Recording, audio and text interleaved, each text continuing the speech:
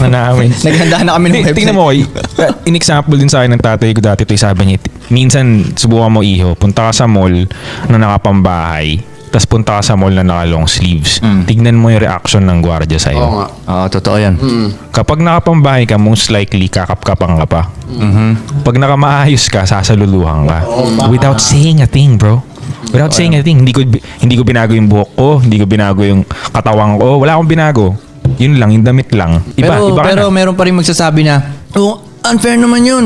Ano yun, porque hindi maporma, ganyan. Kito, pag ganun sila tumingin, ang negative nila. Mismo, ini-improve nga yung sarili. Sa'yo. Kumbaga, ang point nun, parang okay, alam mo na nga yung solusyon eh, mag-ayos ka ng forma. Eh di gawin mo na lang, di ba? Exactly. Parang ganun. You already know, G. Mag-ano ka lang, mag-research ka lang din. Kaya pag sinasabi niyan, palagi ko nakakarinig na, ano, porque mayaman kayo, ganyan. Di magpakayaman ka din. Puta, alam mo na pala yung solusyon eh, di ba? Nagre-reklamo kang ganyan, di ba? Wala. Mismo. Alam nga naman maging fair talaga, na sobrang fair. Di naman, actually fair nga yun tuloy dahil inayos mo shit mo, matitrato ka maayos tuloy. Yun nga, fair. Pero tingnan mo yung ginawa na nga nating mga damit, ang mumura na nga kung iisipin mo eh. Oo, mura Isipin talaga mo, nun, tol. Hindi naman presyo Louis Vuitton to para magmukhang maayos ka. Hindi naman namin sinasabing mag-Prada ka, mag-ano ka para maging maayos, di ba? Hindi naman ah. Magkano ba t-shirt? 600, 700? O 10 gamit mo, ditig 60 pesos, 70 pesos lang nagastos mo kada labas mo. Ayaw mo pa, mukha ka ng maayos. Di ba? Parang basic lang naman siya, necessity lang siya eh. So, I think, hindi mo naman kailangan mamahalin and shit. So, pwede namang mura lang pero mukhang decente ka pa rin. Hindi, bibili pa rin nila ng alak yun. Tayo na doon pa napunta tuloy. Oo, kaya nga eh. Makapag-generate ka pa nga ng income lalo pag inayos mo yung sarili mo eh. Like, for example, nung nakilala ko sila Koy, nung unang gabi magkakakilala tayo, di ba? Kung hindi maayos damit ko nun, Gika, hindi mo siguro kakausapin tungkol sa damit, di ba? Nag-usap tayo agad tungkol sa sa damit, ganyan-ganyan. O, kung hindi maayos yung damit ko nun, malamang hindi rin ako papansinin ni Koy. Kung bigyan ko man siya ng damit, ang isipin niya, bado yung damit na binigay ko sa kanya kasi bado yung nakita niyang may-ari.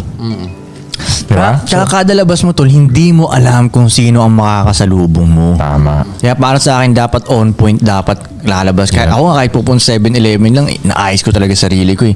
Hindi mo alam kung sino talagang makakasalubong mo eh. Paano kung may choosing signal ka na palang parating? Oh, kasi syempre, Di ba? araw-araw may babaeng readyng mamili Tama. ng bagong lalaki niya. Eh, hindi siya nakapalingon sa'yo dahil, Hindi ka maayos. oh, di ba? Naka-bread na Chicago Bulls ka na shorts. Hindi siya napalingon sa'yo. O wala na. Ready na nga siyang mamili eh. Mismo. O kahit hindi sa babae. O kahit di mo alam, kunyari makasalubong mo isang matinding businessman. Yeah. O di ba? Parang minsan, di ba? Minsan may mga nakakasabay ka sa elevators, pinupuri nila yung damit mo. Yeah, Tapos yeah, nagkakaroon tuloy kayo ng conversation. Totoo. Pwede na kayo magtanong, magkakaalaman na sinong connect mo, sinong kilala mo pa. Exactly. Nakapag-network ka na, di ba? I get free shit dahil sa damit usually. Ayun. Pag fly ka, they give you free shit, bro. Pag ganun yung vibe mo, I don't know. Nakaporma ka na, kumbaga. Nakaporma na, okay. Okay. Next step. Step 2. Step 2. Paano mo papalaki yung network mo? Yun. Ako siguro, Malakayin mo din pera mo, tol, siguro. Eh, parang nga lumakas yung... ako, ayusin mo yung takbo ng utak mo para umayos lahat. Socialize. Ako maging cool ka na tao. Yes, sir. Para mas Madaling marami. pumasok sa mga circle pag cool ka na tao eh. Yes, sir. Or magdala ka ng value. May value ka sana. Yun. May respeto Oo. sa sarili mo eh. Kasi yung iba Yun, gusto nilang value muna. Kasi yung iba gusto nilang pumasok lang sa circle basta-basta tapos gusto nilang makakuha Take ng value. magti-take lang sila ng value sa circle na You yun. don't Yun ang offer sasabihin any. ko sa akin. Technique nun, magdadala ako ng value sa circle na to. Boom. Yes. Palitan dapat. Boom. Diba? Parang yan, ang daming gustong sumama sa atin dahil gusto lang nila may mapala sa atin. Tapos parang ang tanong, anong papala ko sa'yo? Yep. Diba? Lugi kami yung 2 joints. May mapapala ka sa 2 joints. Kami walang mapapala sa'yo. Diba? O, ganun. So, Shoutout sa'yo, pre. Agree. Ako mapapala Yung sa'yo. highlight doon, magbigay ka, offer value. Yes, Napakaganda may value nun. kang- Napakaganda nun. Kasi pag nasa gutom stage ka pa, parang gusto mo lang kumuha ng pagkain, take. Diba? Magdala ka naman ng plato mo. oh. Kumbaga sa simpleng sa simpleng example, kunyari pupunta ka ng party, kasi magdala ka man lang ng something. O kung wala, Alam mo kumanta ka dun, magpatawa ka.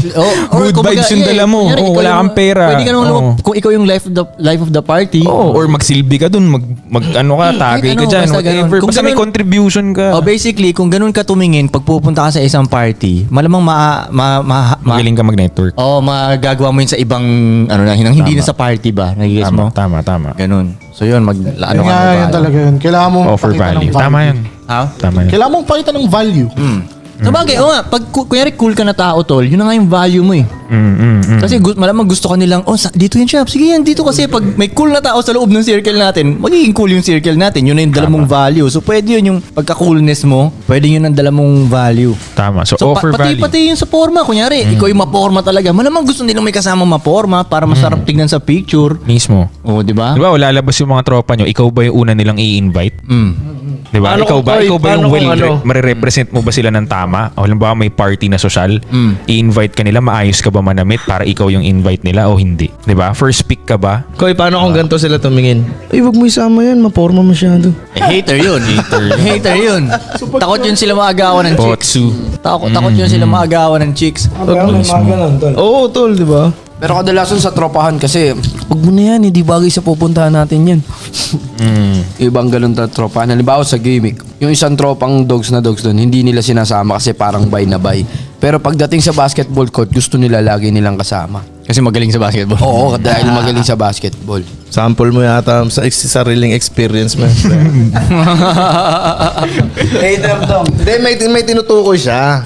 Sa inyo, no? Sa Sampaloc, no? Di ba? Isa pa, reach out, show up. Makipag-usap kayo, tas show up. Magpakita. Kasi napansin ko dahil sa pandemic, di na naglalabasan yung mga tao. Wala na eh.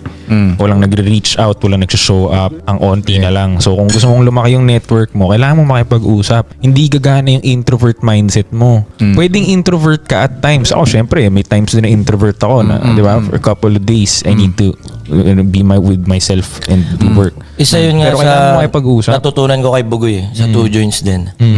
Ang halaga para sa akin, simula nung nasa Two Joints ako, ang halaga sa akin ng personal lagi makipag-usap. Exactly. Iba Ng yun eh. shit. Hindi puro chat. Yup. Basta ako gusto ko personal, hindi yung... You cannot replace Oo, human connection eh. oo, tol. Parang sabi sa akin ng tatay ko dati, isipin mo Iho ano ang pakiramdam panoorin mo yung gera sa Iraq versus nandun ka mismo? Ganun kahalaga yung pakikipag-usap in person. Yeah. Ibang-iba eh. Yeah.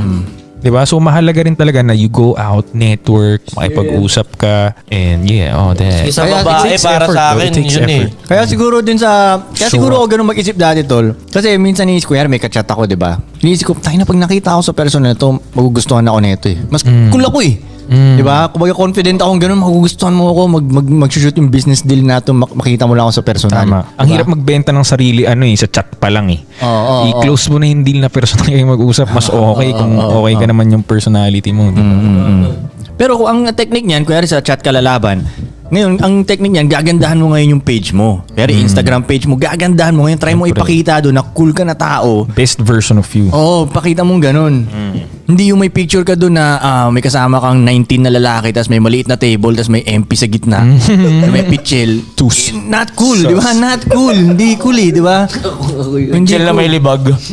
Tsaka show up talaga. Ako yun, Show up, tol. Madalas hindi nagsho-show up yung mga tao eh. Di ba? Kasi parang feeling nila kailangan tuwing lalabas sila dapat may something great na mangyayari. Wag ganun yung expectation. Napansin ko ganun yung mga tao. Ano ba mangyayari dyan? Like, may something big bang mangyayari?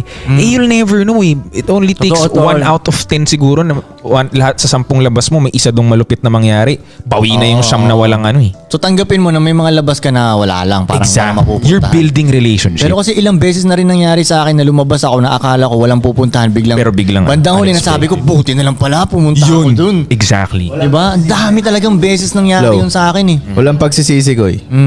Daming Mas beses. masarap ba sa feeling yun eh. Ayap. Oh, no? Wala kang in-expect. Totoo. Tama. Yup. Totoo yun. Alright.